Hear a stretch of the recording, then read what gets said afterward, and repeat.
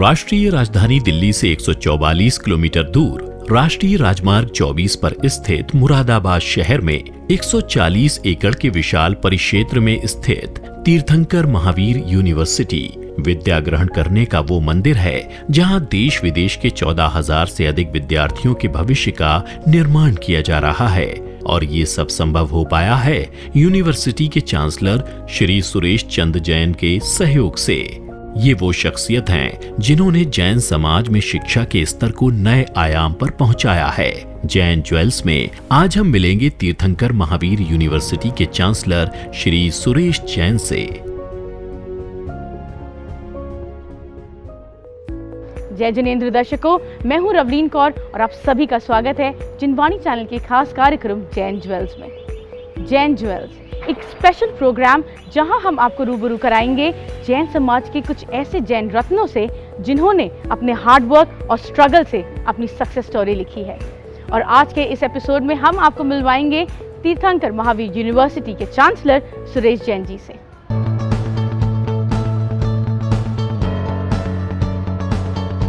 तो आइए मुलाकात करते हैं हमारे आज के जैन ज्वेल तीर्थंकर महावीर यूनिवर्सिटी के चांसलर सुरेश जैन जी के साथ। बट उससे पहले देखते हैं ये छोटी सी वीडियो। श्री सुरेश जैन का जन्म उत्तर प्रदेश के एक छोटे से गांव हरियाणा में हुआ था।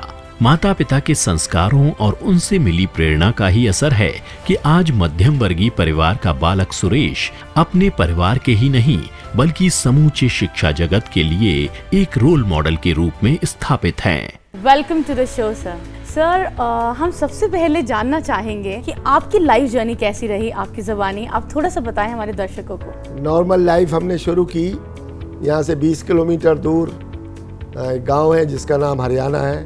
वहाँ कभी हमारे फोर फादर्स राजस्थान से आके बसे थे और स्कूलिंग भी मेरी गांव में ही हुई। उसके बाद हाई स्कूल मैंने मथुरा से पास किया, इंटर मुरादाबाद से पास किया और उसके बाद हम लोग बिजनेस करने लगे गांव में। अलग अलग तरीके का एग्रीकल्चर फार्मिंग में ही मैंने की। आज भी हमारे पास आम के बहुत सारे बाग हैं। और फिर मेरे फादर और हमारी फैमिली 1971 में मुरादाबाद शिफ्ट हो गई और फिर हमने मुरादाबाद में 71 से टिम्बर का बिज़नेस शुरू किया। 77 में फिर हमने एक्सपोर्ट का बिज़नेस शुरू किया और उसको काफ़ी आगे तक ले गए।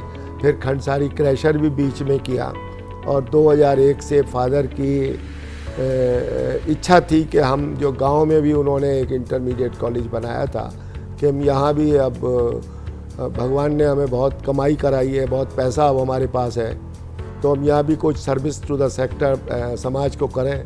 और इसलिए 2001 में फिर हमने यहाँ एक कॉलेज की शुरुआत की जो मुरादाबाद शहर में है। तीर्थंकर महावीर यूनिवर्सिटी आज शिक्षा जगत का जाना माना नाम है। अंतिम तीर्थंकर महावीर भगवान के नाम पर रखे गए इस यूनिवर्सिटी के नाम की ख्याति भी समाज के हर वर्ग में अपनी विशेष पहचान बनाई हुई है।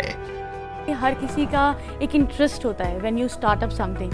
सो sir, how did you think that I have been made for this? आपको लगा कि मुझे एजुकेशन सेक्टर में काम करना चाहिए, मुझे स्टूडेंट्स के वेलफेयर के लिए काम करना चाहिए? क्या मोटिवेशन था कि आपको लगा कि I should go into the educational sector? जब आदमी अपने परिवार की जिम्मेदारियों से पूरा कर लेता है और उसके पास भगवान की कृपा से पैसे की कोई कमी नहीं होती है तो उसका दिमाग ये सोचता है, अंदर से उसको सोचना चाहिए। मैंने भी सोचा कि मुझे अब समाज ने इतना कुछ मुझे दिया है उसको वापस करना चाहिए। और मेरे फादर की इच्छा थी एजुकेशन से और स्वास्थ्य और शिक्षा में हम लोग काम करें और वही मेरा लक्ष्य था और उसी तरफ हम आगे बढ़े और आज भगवान की कृपा से यहाँ तक पहुँच गए। आजकल बहुत सारे कोर्सेज चले हुए हैं, बहुत ही ज़्यादा स्ट्रगल है एजुकेशन सेक्टर में, बट आई थिंक कुछ तो डिफरेंट होगा सर आपकी यूनिवर्सिटी में। What are the different courses? जो आजकल प्राइवेट एजुकेशन में लोग आ रहे हैं, एकेडेमिया के बारे में कम सोचते हैं और बिजनेस के बारे में कम सोचते हैं। हम शुरू से इसको कभी बिजनेस के हिसाब से हमने इसको शुरू नहीं किया और सर्विस टू द सोसाइटी के हिसाब से शुरू किया और अपनी जिम्मेदारी के साथ ये महसूस करते हुए कि हमने इसका नाम अगर तीर्थंकर महावीर यूनिवर्सिटी रखने का सोचा है और रखा है बाद में, तो कोई काम इस यूनिवर्सिटी से ऐसा ना हो जाए जिसमें कभी कोई बाद में ये कहे कि तीर्थंकर महावीर यूनिवर्सिटी में इस तरह से गलत काम भी हो जाता है। और ईमानदारी के साथ हम आगे बढ़े, कमिटमेंट के साथ हम आगे बढ़े और अच्छे स्टूडेंट्स हमने लिए और बहुत सारे कोर्सेज चलाए जो डिफरेंट हैं। आमतौर से लोग एजुकेशन के कोर्सेज चलाते हैं, BA MA वाले कोर्सेज चलाते हैं, पर हमने वैसा कभी सोचा नहीं और वो कोर्सेज चालू किए जिनमें तुरंत लोगों को रोज़गार मिल सके। जैसे बहुत ज़्यादा उस समय जब हमने 2001 में एजुकेशन शुरू की तो कंप्यूटर साइंस का ज़माना था, हमने कंप्यूटर से शुरू किया। उसके बाद हमने धीरे 2002-03 में और कोर्सेज शुरू किए और 2005-06 में फिर हमने डेंटल कॉलेज शुरू किया, हॉस्पिटल शुरू किया। 2008 आते आते हमने मेडिकल कॉलेज की भी शुरुआत की और 2008 में ही तीर्थंकर महावीर विश्वविद्यालय का एक्ट उत्तर प्रदेश शासन से पास हुआ। श्री सुरेश जैन ने व्यवसाय में अपने कदम महज प्रयासों से नहीं बल्कि अपने अन्य गुणों जैसे ईश्वर के प्रति विश्वास, गुरुओं के प्रति श्रद्धा और परिवार के प्रति दायित्वों के पालन के माध्यम से निभाए हैं। अपने इन्हीं गुणों से वे आज सफल व्यक्तित्व के रूप में जैन समाज में जाने जाते हैं। सर, जैसे आपने इतना कुछ बताया, you have done so much, आज जहाँ पर आप हैं इतना आपने अचीव किया है। सर कहते हैं कि गुरु की ब्लेसिंग्स के बिना कोई भी चीज़ मुमकिन नहीं होती।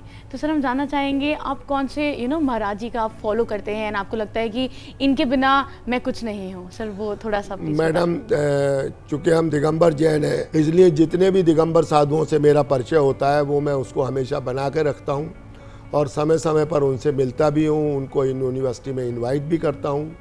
1996 में हम लोगों ने मुरादाबाद जैन समाज का, जब मैं अध्यक्ष था, तो पुष्पदन सागर, आचार्य पुष्पदन सागर जी महाराज का चतुर्मास कराया। उसके बाद हम ज्ञानमती माता जी से मिले और ज्ञानमती माता जी का बहुत आशीर्वाद इस यूनिवर्सिटी को मिलता रहा। उसके बाद सौरभ सागर जी महाराज, आचार्य विद्यासागर जी महाराज, बहुत सारे साधुओं से मैं हमेशा मिलता हूँ, उनका आशीर्वाद लेता हूँ, उनकी कृपा हमेशा हमारे पास रहती है। और मुझे ऐसा लगता है कि भगवान की कृपा, साधुओं का आशीर्वाद और सबसे बड़ी बात ईमानदारी से काम करना, कमिटमेंट से काम करना, समाज के हित के बारे में सोचना और कोई भी शॉर्टकट ना अपनाना, जिंदगी की सफलता निश्चित होती है। कोई नहीं रोक सकता अगर आप सच्ची लगन से मेहनत करें तो। Right sir, true, very well said sir. Sir बहुत बारी ऐसा देखा गया है कि जब प्रोफेशनली आदमी इतना ग्रो करता है तो वो फैमिली को इतना टाइम नहीं दे पाता।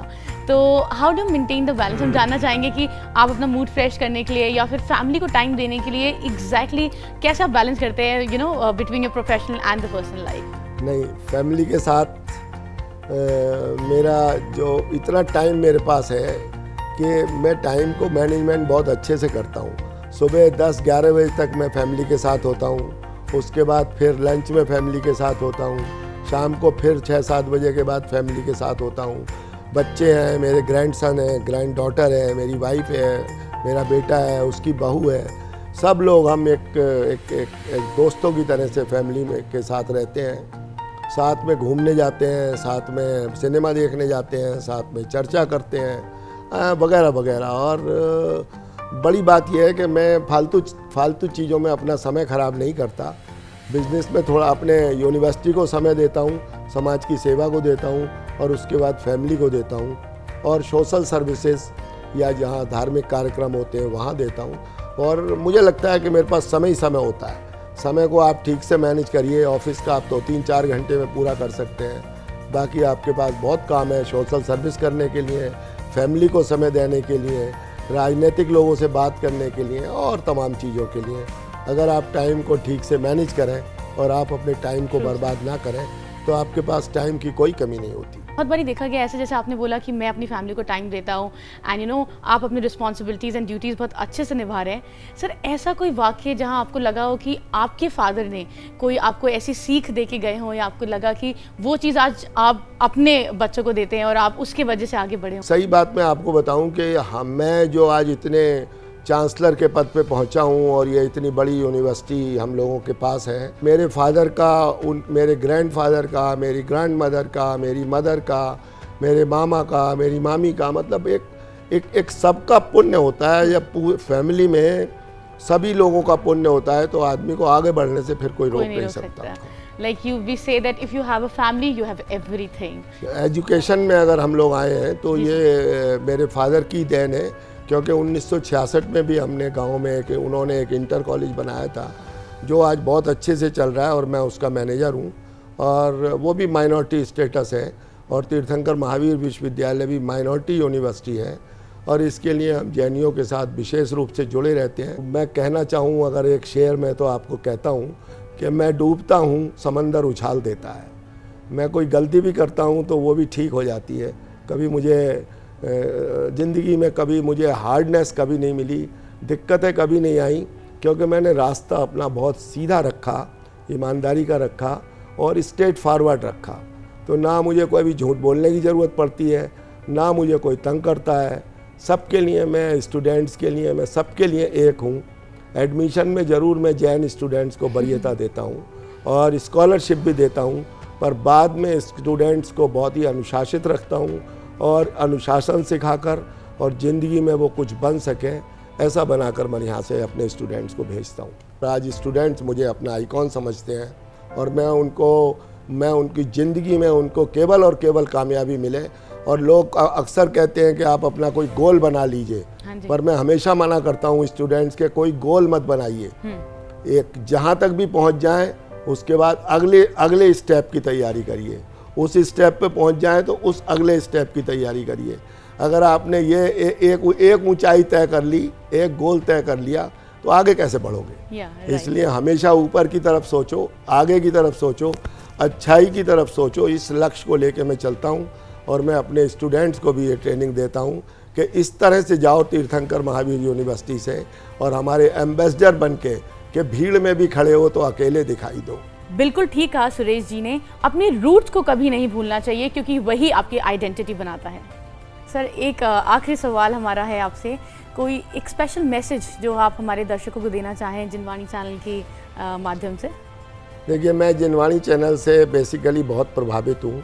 जब से हम शुरुआत से जिनवाणी चैनल देखते हैं और जितना कुछ आप कर रहे हैं समाज के लिए और ख़ासकर जैन समाज के लिए, वो एक बड़ी बात है। ये नॉन कॉमर्शियल चैनल होने के बावजूद भी कैसे आप इसे चला रहे हैं, ये एक बड़ी बात है। आप कैसे इसके फाइनेंस अरेंज करते हैं, बड़ी बात है। और मुझे लगता है कि आप लोगों की पूरे हिंदुस्तान का जैनिज़्म को लोगों के घर घर तक पहुंचाते हो और धार्मिक शिक्षा देते हो, जो नई पीढ़ी को बहुत अच्छी है, बुज़ुर्गों के लिए बहुत अच्छा है, जवानों के लिए बहुत अच्छा है। यानी पूरी समाज की आप सेवा करते हैं। मैं निश्चित रूप से आपके चैनल को और विशेष रूप से आपके मैनेजिंग चेयरमैन श्री नीरज जी को दिल की गहराइयों से बहुत बहुत बधाई और मुबारकबाद देता हूँ। आशीर्वाद भी देता हूँ कि यूँ ही आगे बढ़ते रहो। ईश्वर आपके साथ है, समाज आपके साथ है, महाराजों का आशीर्वाद आपके साथ है। आपको ऊपर और ऊंचाइयों तक जाने से कोई रोक नहीं सकता। कहते हैं अगर लाइफ में फैमिली हो और उसका सपोर्ट हो तो आप कुछ भी अचीव कर सकते हैं। तो आइए देखते हैं the lady luck and the lady power और सुरेश जैन जी, एंड साथ ही मिलते हैं उनकी डॉटर इन लॉ एंड उनके सन से। मेरे सामने मेरी दादी जी, मेरे पिता ससुर साहब, सासू माँ और सब जो 4 भाई, ये सब के साथ हम रहे। और चांसलर सर, 4 भाई और 1 बहन। सब में बड़े होने के नाते पूरी सबके बच्चों की शुरू से पढ़ाई और उनके बिजनेस लगाना उनकी कि अब तक पूरी सारी जिम्मेदारी से हम सब लोग बहुत अच्छे से रहते हैं और अभी भी संयुक्त रूप से हैं। और कहीं भी कोई दिक्कत आती है हम सब जॉइंटली एक साथ एक आवाज़ पे आ जाते हैं। यही कारण है कि किसी कार्य में सफलता के लिए जहाँ सहयोग पूरा सबका होता है वही काम सफलता से हो पाता है।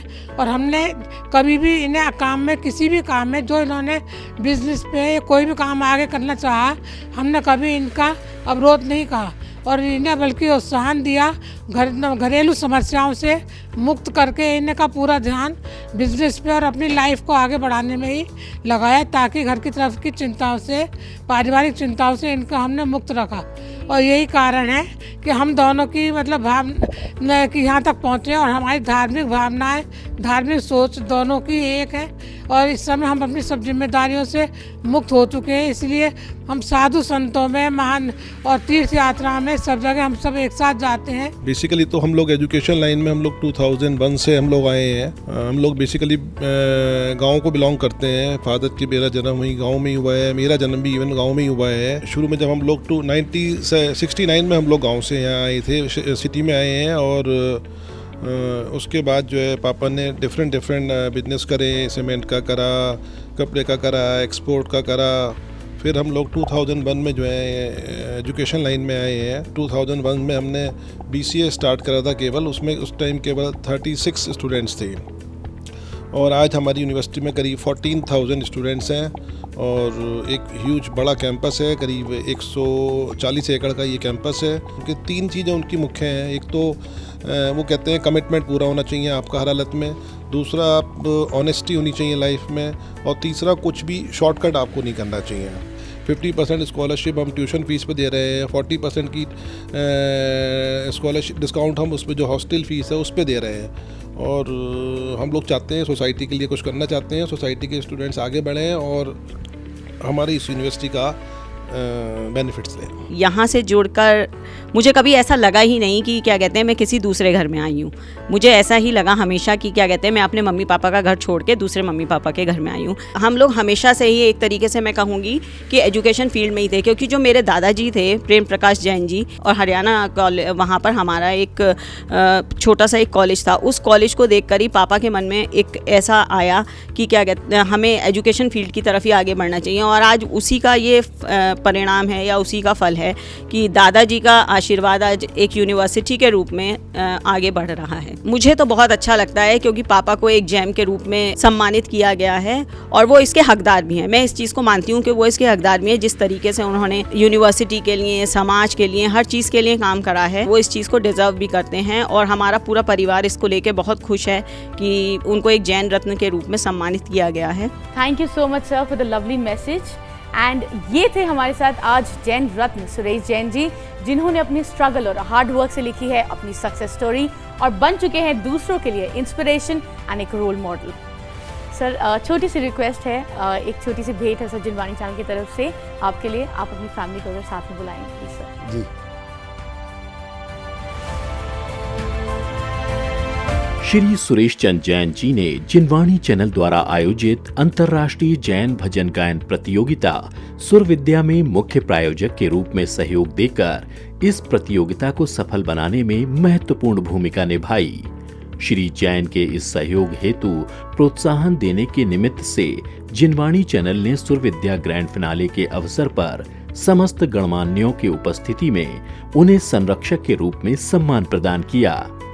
यह इनकी सहृदयता का ही उदाहरण है कि इन्होंने इस सम्मान को सप्रेम स्वीकार किया।